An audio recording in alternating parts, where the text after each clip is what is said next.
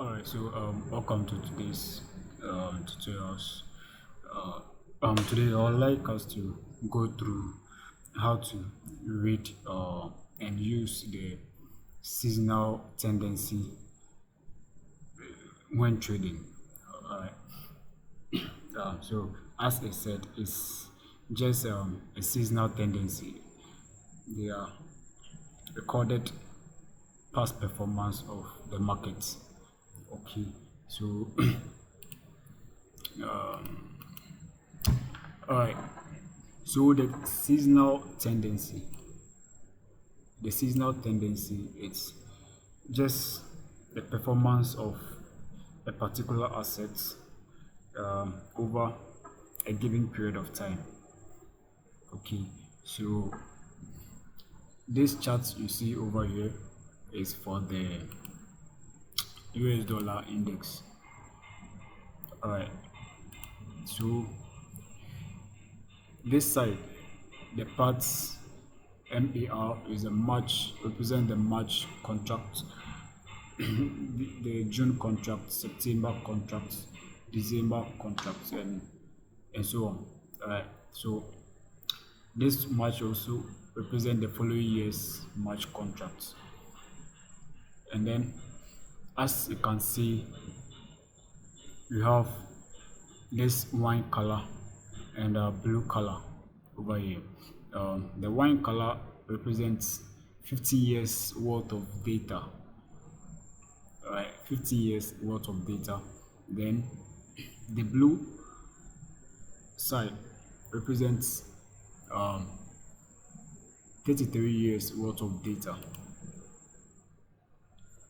It represents 33 years worth of data, and you can get this chart online. You just have to search online or visit this site over here, then you should be able to get it there. Okay, so as you said, the seasonal tendency, there are some things you have to know about them. I'll just mention them as we go along. And one is that they are just roadmaps. They are not guaranteed that they will happen. So they are bound to happen, but they are not guaranteed. Okay, they are roadmap of past experiences, and they are not guaranteed for future performances, but you use them as guide. Okay, you just use them as guide. Even though a number of times they do happen, but you don't have to solely rely on the seasonal tendency in your trades, and they are very helpful or very useful in terms of swing trading. When you want to swing trade, the seasonal tendency is very helpful. It can help you in your swing trade. Okay, so the seasonal tendency for US dollar. So for the from January, okay, from January to March, or for the March contracts, you should see US dollar rally from January to March.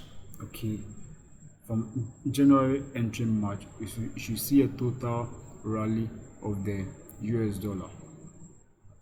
And from early March heading to May, March to May, you should see a great sell-off in the US dollar. The same thing happens to May, sorry, the reverse happens to May to June. Okay, from May to June, you should see a rally. You should see an increase in price in the US dollar, and so it follows up to the end of the year. So within mid-November, okay, early November to mid-November, you should see some kind of rally in the US dollar, and from mid-November to early December, okay, or from mid-November to December, we should see some kind of a sell-off in the US dollar. Okay, so that is that for the trends, and they are very helpful for swing trades, as I said earlier on. Okay, now as I said, the blue lines represent 30 years worth of data, and 50 years is represented by the wine colored line.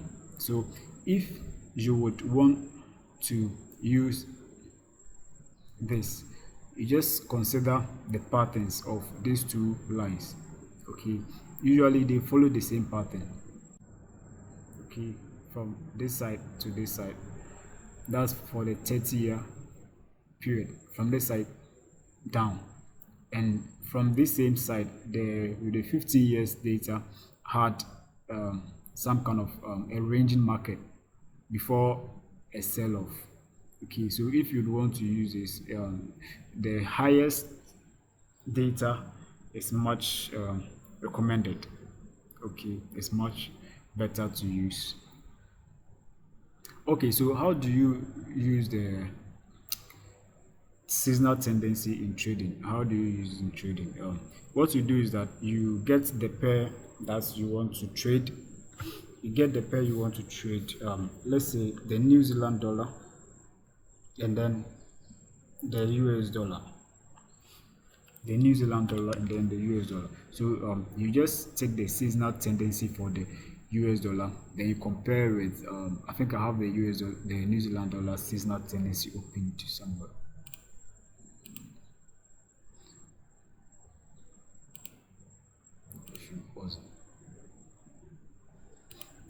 Now you compare the seasonal tendencies of the two currencies you want to trade, or the two pairs you want to trade. Okay. All right. Now so the same thing is this. This one is 30 years worth of data for the dollar index. So we see that from mid-November heading into December, we should see a sell-off in the dollar index. We should see a sell-off in the dollar index, just as we saw over here. So from mid-November to December, we should see a sell-off. So the same thing is happening over here. Okay, the same thing is happening over here, but this one is 30 years worth of data. The other one was 15 and then 33 years, I think. So we should see a great sell-off in the dollar index, and then the New Zealand dollar, right? The New Zealand dollar from mid-November, around November, okay, ending of November into December, you should see a rally. Okay, you should see a rally. That's according to the tendency. So now this gives us a clear indication that the pair New Zealand dollar USD should move up around this time interval. Okay, around this time interval,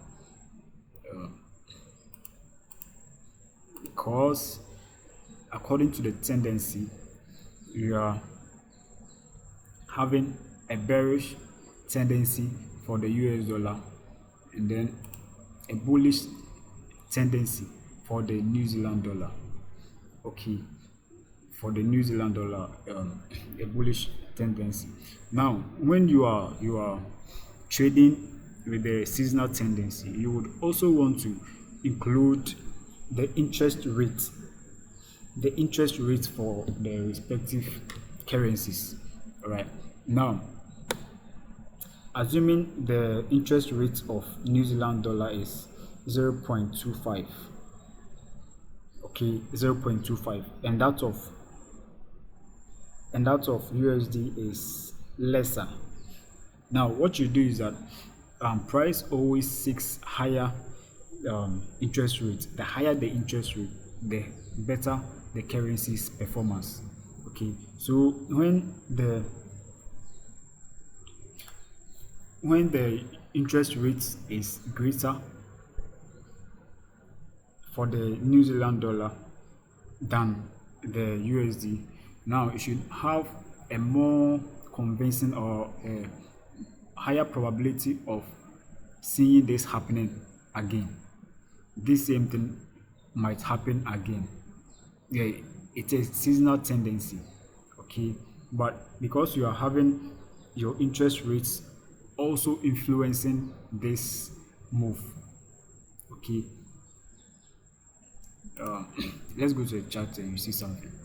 So this is a chart for New Zealand dollar, US dollar. Okay, now so around November moving into December, we should see price moving much higher.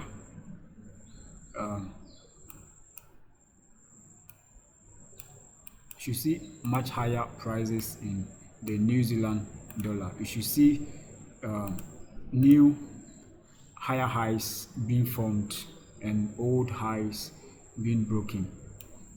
And you should see a great move in that particular pair because we are having a higher confluence from the interest rate and then the seasonal tendency. Okay, so that is that for the New Zealand dollar and then US dollar. So let's see. You can also take a pair as the Aussie USD, the Australian dollar, and then the US dollar. So let's see.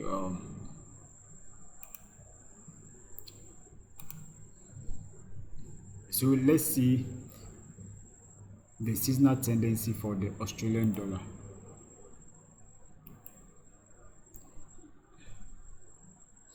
For the Australian dollar, just Google.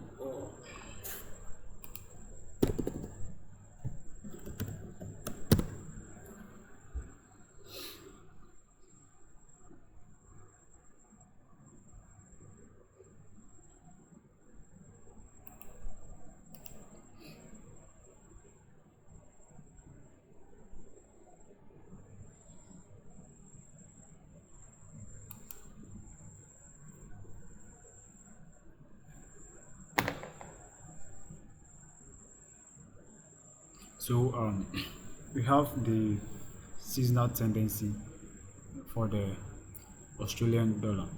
Okay, now it's telling us that around November, mid-November, thereabout, heading to the end of November, you should see a rally. Okay, to the beginning of or early December, we should see a rally, and then from there we should see a great sell to around probably the third week or the last week of December, and then a rally into the following year. Okay, so a rally first, a sell, then a rally. Now with the US dollar, let's use this. Now with the US dollar, you should see a sell around that same time for where the Aussie is rallying, the US dollar is selling. Okay, it is selling. So mid-November, a sell in the US dollar, but a rally in the Aussie. So for the pair Aussie USD, where is that? For the pair Aussie USD, around that same given interval, that's mid-November there. Okay, if the interest rates are also in favor of the Australian dollar, okay, then you should see higher highs being broken. All right, you should see higher highs being broken. Like higher values should be recorded in the Aussie USD. Okay, so probably price can move, break this high,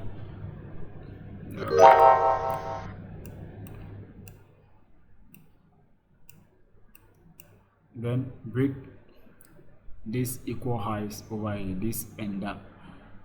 Okay, then this little high over here, this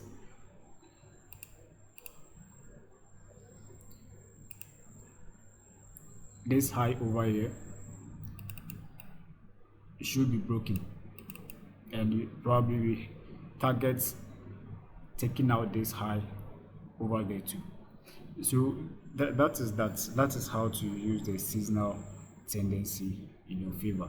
You just have to watch the trend of the charts, and then you compare with that of the other pair, other currency you want to trade. And if they move in the opposite direction, you have a higher tendency of that trade being successful. As I said, for swing trade, you want to use the seasonal tendency. You wouldn't want to take a swing trade without a seasonal tendency. Okay, so that is that. Thank you guys. You can get all these charts. I would do all and add the links in the description so you can get the charts, and then you go through it on your own. All right, thank you.